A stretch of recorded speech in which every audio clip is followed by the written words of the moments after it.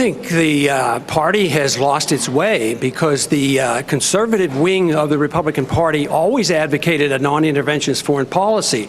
Senator Robert Taft didn't want to be in NATO. George Bush won the election in year 2000 campaigning on a humble foreign policy, no nation building, no policing of the world. Republicans were elected to end the Korean War. The Republicans were elected to end the Vietnam War. There's a strong tradition of being anti-war in the Republican Party. It is the constitutional position. It is the advice of the founders to follow a non-interventionist foreign policy. Stay out of entangling alliances. Be friends with countries. Negotiate and talk with them and trade with them. Joining us now, Texas Congressman and presidential candidate Ron Paul. That was quite a moment between you and Rudolph Giuliani. I wonder if that had gone on a little longer, just what might have happened in that little mini debate within the debate that happened tonight. Maybe he'll debate me on foreign policy. I'd be delighted to debate him on foreign policy, where we each got to explain our positions. The question that kept coming up for you was that you are not saying the same things the other Republican candidates are saying. That's true. You seem to be not in sync with what the party itself is saying.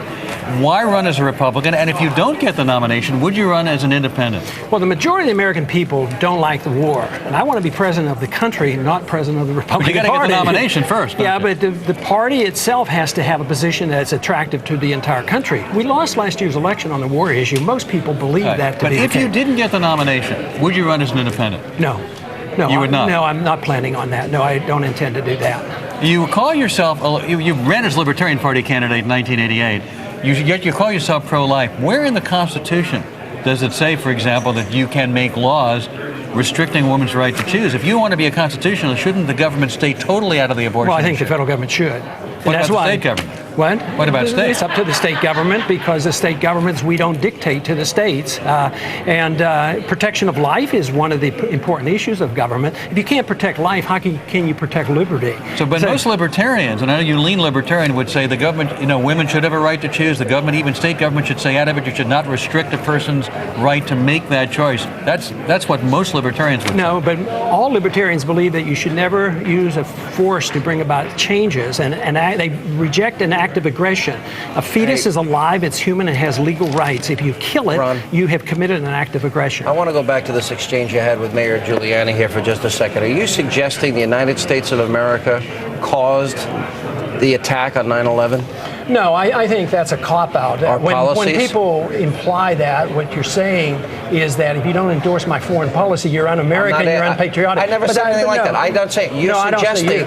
No, but I think that was the point in the debate, that if I didn't endorse this foreign policy, you turn it around, or he turned it around. I'm not saying that, but what specifically then are you saying? Are you suggesting that our policies are causing the hatred of people that would cause them to want to kill us? I think it contributes significantly to it, and this is exactly what our CIA tells us. And anybody who's done any research on this has found out. What have we done to cause the attack? What did America do to cause the attack on 9/11? Okay, the Americans didn't do anything to cause it, but policies over many years caused and elicited hatred toward us, so somebody was willing to commit suicide. For instance, the occupation with our military troops on their holy land in Saudi Arabia, bombing a Muslim country for 10 years, putting on sanctions that killed hundreds of thousands of people. So that caused an anger. Are you saying then that if the world has no moral obligation in the first Gulf War, when an innocent country is being pillaged and people are being raped and murdered and slaughtered, or in the case of Saddam, he's gassing his own people, are you suggesting we have no moral obligation?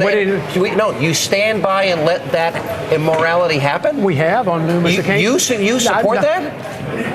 We have on numerous occasions. If we feel strongly about it, why don't we declare? If a woman is being raped next door, do we just do nothing there either? We're just out of time, but the fact is the Reagan administration stood by while the Kurds were being gassed. It happened in 1988. We didn't do anything about it for how many years? What did we do with Moscow? What did we do with the time we stood by and they did it to their people? We got to run. You would stand by and do that. I would not. No, I think that's immoral. Well, would you have the courtesy to ask the Congress to declare war? Would you follow the Constitution? We did declare war. The authorization, use of force, we got to run. There's no place in the Constitution that says specifically. We got to run, guys.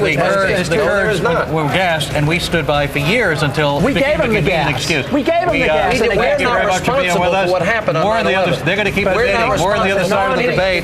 Keep texting us your vote to 36988. More to come on this special edition of Hannity and Combs.